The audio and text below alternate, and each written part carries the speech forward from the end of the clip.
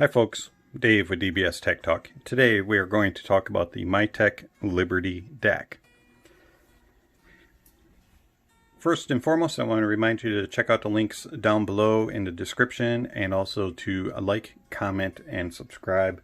There's all kinds of stuff down there listed as far as recommended gear that I use and that I enjoy, and all kinds of other stuff. So check out those links. Alright, so the Mytek Liberty DAC. This is a DAC amp that has replaced my Monoprice Monolith THX AAA 788 as my benchmark test review unit. And I used the Monoprice Monolith THX AAA 788 for almost 2 years and truly enjoyed it. And really enjoyed it and thought that it was a fantastic device. And really didn't see any reason to get rid of it.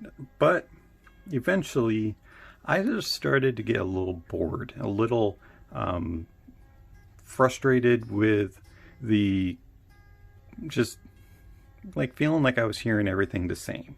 And so when I started to search around, the Mytek Liberty kept coming to mind. And I had heard this at Auxpona and really fell in love with it. And I had said it at the time when I heard it, I want to get one of these one day. And that day has finally come. And so the Mytek Liberty is very small, as you can see. It's about the size of a hand, maybe just a little bit bigger. Right here is my wrist. Right there is my tips of my fingers. And it's not very thick. It has just a lovely look to it. On the top it says Mytek, and then it has these air vents with an M, and it's got little screws. It's all black and gray. I just find it to be very attractive. The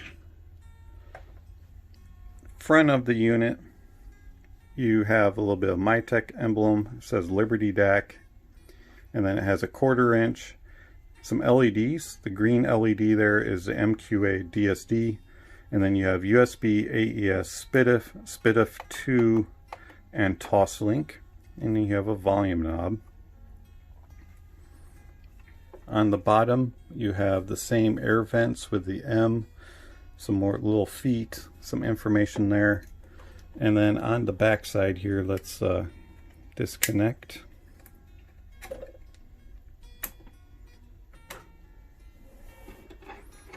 On the back here, you have your power. Let's turn it around. You have your power. In fact, let's turn it off.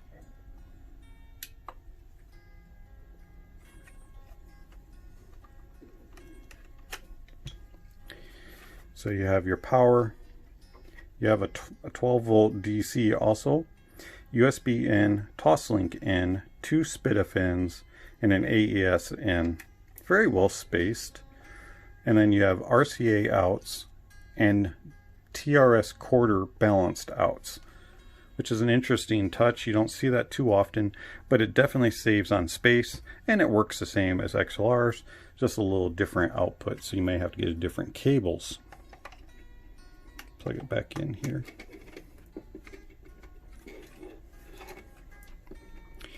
And I just find it to be extremely attractive. Very easy to use after it starts up. It remembers exactly where you left off on what input, and to change it you just click your volume knob. Your MQA DSD, it will decode it, and it changes colors to depend. If you use volumes, which I don't have anything running at the moment, but if you turn your volume knob, the lights will light up, and then when you get to the complete end of it, it'll max out. So it's kind of nice to know where you're at on the volume knob. I just find that the Mytek Liberty is just a very easy, simple, and straightforward device to use. You do have to download their little app and use that to control the outputs. So if you don't change it to on the output to be fixed. You know, it's variable and you control it with the volume knob. But through the app you can control it and change it to what they call bypass, and that will fix the outputs. But you have to be careful, because not only does it make the RCA and balanced output as fixed, it also makes the headphone as fixed, and so you will be blaring all full volume out of it, and you could damage gear really quickly. So you kind of have to remember what setting you had on prior. Also in the app you can change how the channels work, what kind of phases you have for the power. You can change the different LEDs and how they look, and change colors, and all that is explained very simply in the manuals online. The only real complaint that I had with this was it was kind of a bugger to set up. So when I first got it and I connected it to Windows, I thought it was just going to be a simple plug and play, find a driver, and move on. And it wasn't. You kind of have to go through the Mytek website, download the drivers, install them, set it all up through the app that they have. And once it's all connected, everything runs extremely smooth. And I find that it connects really well and plays in exclusive mode on Tidal very well. Also connects with Deezer extremely well. Did have a problem with it running on foobar, but I think that's a Windows problem. It seems to be working now, but it was a little bit of I had to reload foobar to get it to work. Everything else works great with the Mytek. I did not have any issues powering headphones, as long as they're not super power hungry cravers through the headphone amp. DT880 Pro 600 ohms struggled on here. Sennheiser HD 600s tend to be close to the top of the volume with these if you want to get loud. But for the most part, it powers pretty much anything. But if it's a little bit of a demanding headphone, these do struggle a little bit. But I didn't have any issues. I'm very content in the power. IEM wise, they're extremely good. If you have something super sensitive, they do tend to have a little bit of hiss, so you might want to get a IFI IE match or something along those lines. But for pretty much standard IEMs that aren't super sensitive, it sounded fantastic. I really enjoy the Mytek with the Empire Ears Zeus and also the Meze Ray Penta. Both sound fantastic coming from the Mytek. The Campfire Orion CKs also sound really good, and I truly enjoy all of those IEMs off the Mytek. Headphones that sound fantastic off the Mytek, the MrSpeakers Ether C and the HiFiMan Ananda. I truly love both of those off of it. The Allo S4X and the Meze 99 Classics all sound really good with the Mytek, and so do the Vibrolabs Curly Maple. So how does the Mytek sound?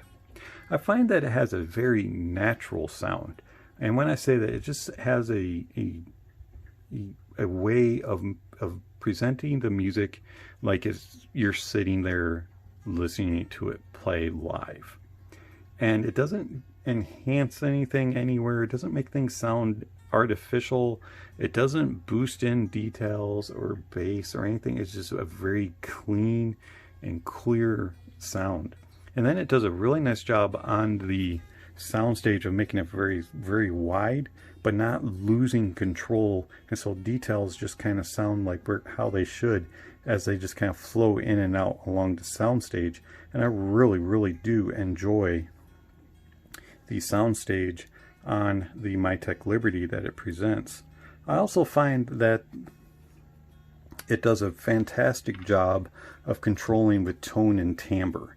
And a lot of times some amplifiers can get a little bit too much in the detail space, but not good enough in the controls of tone and timbre. And I find that the Liberty DAC does a good job of controlling both of those.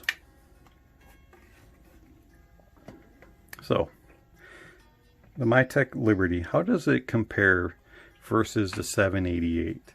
I found that the 788 did a little bit more of an enhancement, and it had a little bit of rounded sounds to it, and it had just a little bit of a unnatural sound.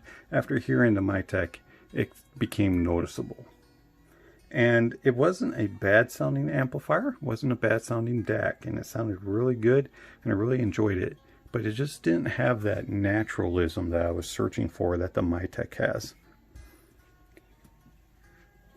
The amplifier out is only 3 watts, so if you want some more power, you're going to want to get a standalone DAC to connect with it.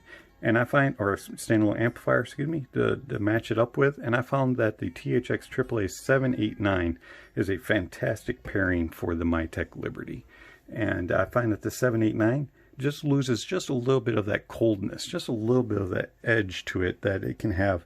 And it sounds a little bit less sterile when connected with the Mytek Liberty. And I absolutely love it. So that's my pairings that I have here. Is I'll have the Mytek Liberty balanced going out to the 789, and then I'll have the RCAs going out to my Kanto Yumi speakers on my desktop.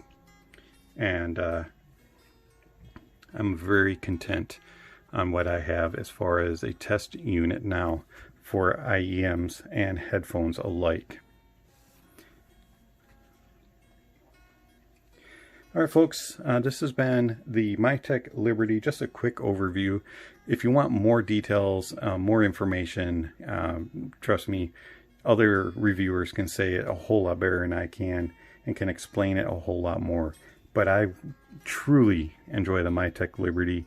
Please check out the links down below for information where you can purchase the Mytek, and for the manual, and for all kinds of other information regarding the Mytek Liberty. But for me, it gets a thumbs up, and if you can afford it, I highly recommend that you get one. It's been Dave with DBS Tech Talk. Thank you for watching, and I'll catch you on the next video.